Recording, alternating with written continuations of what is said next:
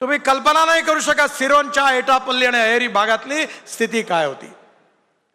मी दर विधानसभेच्या निवडणुकीत प्रचाराला जायचो, हेलिकॉप्टरमधून उतरायचो, कार्यकर्ते म्हणायचे माझ्याकडे चहा प्यायला चला साहेब।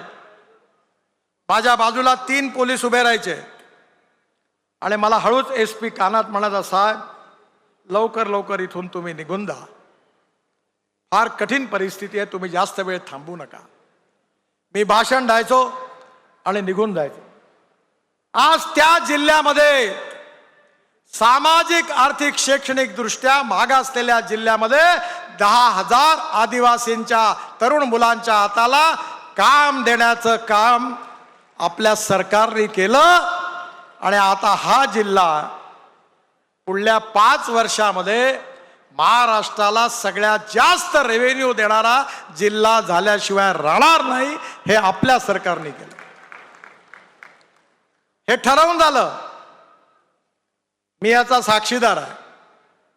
आणि देवेंद्रजींनी हे ठरवून केलं, त्या भागातल्या आपल्या आमदार खासदारांनी परिश्रम घेतले, एन्व्हायरमेंट फॉरेस्टच्या परवानग्या मिळत नव्हत्या, त्या संघर्ष करून मिळवून दिल्या आणि एक मागासलेला जिल्हा आता सुखी समृद्ध आणि संपन्न जिल्हा म्हणून पुढे चाललेला आहे।